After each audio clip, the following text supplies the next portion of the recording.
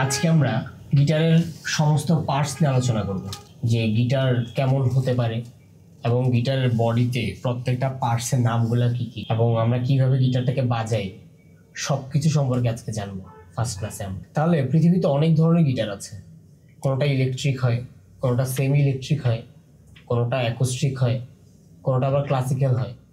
এছাড়া আরও অনেক ধরনের স্ট্রিং রিলেটেড ইনস্ট্রুমেন্ট আছে।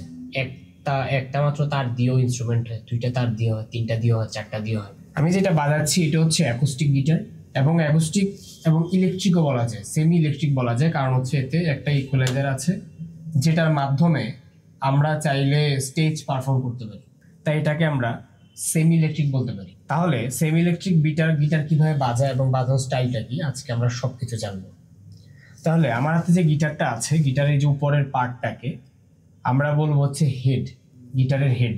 গিটারের হেডের কাজ হচ্ছে আমাদের যে স্ট্রিংগুলা বা তারগুলা দেখছি আমরা, এটাকে বেঁধে রাখে, যার মাধ্যমে স্ট্রিংগুলার মধ্যে তো একটা সুন্দর সুর বা সাউন্ড বের হয়। এছাড়া এটা যেটা দেখছি আমরা, এটাকে বলবো আমরা টিউনিং কি।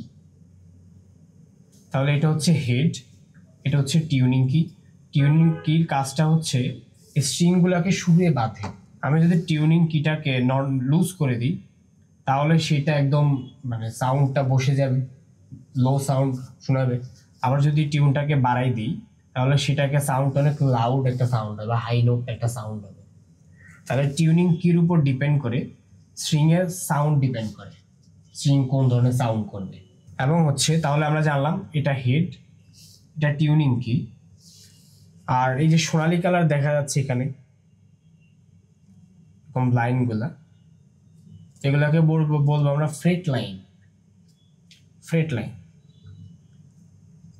ফ্রেট লাইনের কাজ হচ্ছে আমাদের সাউন্ড যে ডিফারেন্সটা এটাকে ক্রিয়েট করে।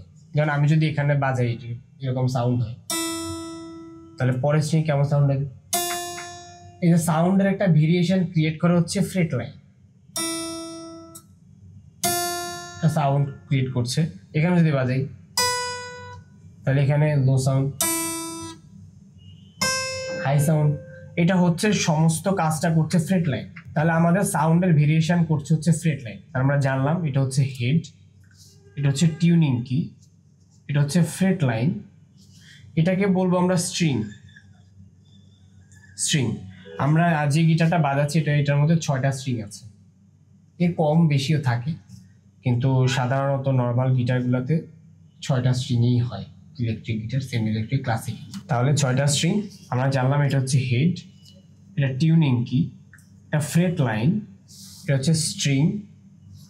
আর এখানে যে মাঝে হোয়াইট ডট দেখা যাচ্ছে, হোয়াইট ডটকে আমরা বলবো ফ্রেট মার্কার। ফ্রেট মার্কার এটার কাজ হচ্ছে যেন আমরা মানে খুব কৌশলীভাবে বাজাতে পারি। আমরা যখন ফার্স্ট ফিঙ্গারে এক্সারসাইজ করি বা ফিঙ্গারিং করি গিটারে, তখন দেখা যাচ্ছে আমরা কোথায় বাজাচ্ছি সেটা ভুলে যাই, বা আমরা দেখছি না, যখন ফার্স্ট বাজাচ্ছি আমরা দেখি না যে কোথায় বাজাচ্ছি। এটা কিন্তু আমরা ফ্রেট মার্কের উপর ডিপেন্ড করে বাজি। ফ্রেট মার্কার সাধারণত 3, 5, 7, 9, 12 এই 5টা পজিশনে থাকে। 3 হচ্ছে 3rd ফ্রেট, 5 হচ্ছে 5th ফ্রেট, এরপর 7 ফ্রেট, 9 ফ্রেট, 12 ফ্রেট। এটুকু হচ্ছে আমাদের ফ্রেট। এটা 1st freight, 2nd freight, 3rd freight. 3rd ফ্রেটে একটা আমরা পাচ্ছি এই যে হোয়াইট ডট, ফ্রেট মার্ক আমাদের। এরপর 5-এ পাচ্ছি, 7-এ পাচ্ছি, 9-এ পাচ্ছি, 12-তে পাচ্ছি 2টা ডট। এর কারণ হচ্ছে আমাদের স্ট্রিংয়ে এই যে লো সাউন্ডটা আর এইটার 12 নোট অর্থাৎ হাই সাউন্ডটা, দুইটা সেম সাউন্ড, কিন্তু হচ্ছে ডিফারেন্সটা হচ্ছে একটা হচ্ছে লো সাউন্ড, একটা হাই নোট, কিন্তু নোটটা সেম। এটা হচ্ছে ই স্ট্রিং, এটা হচ্ছে লো সাউন্ড, এটা হচ্ছে হাই সাউন্ড, কিন্তু নোট সেম নোট। তার মানে 0 ফ্রেটে যে সাউন্ড করছে 12 ফ্রেটে সেম সাউন্ড করছে, শুধু ডিপেন্ড হচ্ছে হাই নোট আর লো নোটের।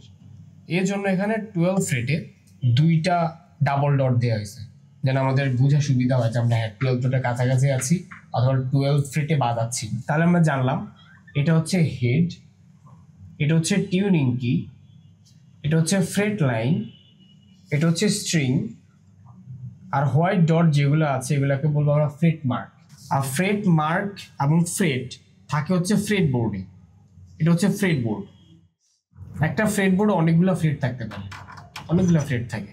যেমন এখানে দেখি আমরা কয়টা ফ্রেট আছে, 1 2 3 4 5 6 7 8 9 10 11 12 13 14 15 16 17 18 19 20, টোটাল 20টা ফ্রেট আছে এখানে। তাহলে 20টা ফ্রেট বোর্ডের মধ্যে আছে, তাহলে এটাকে বলবো আমরা ফ্রেট বোর্ড।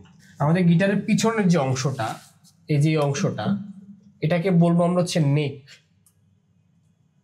এটার উপর ডিপেন্ড করেও গিটারের সাউন্ড অনেক সময় এটার উপর ডিপেন্ড করে, এটা বেশি এবং কমের উপরেও গিটারের সাউন্ডটা ডিপেন্ড করে।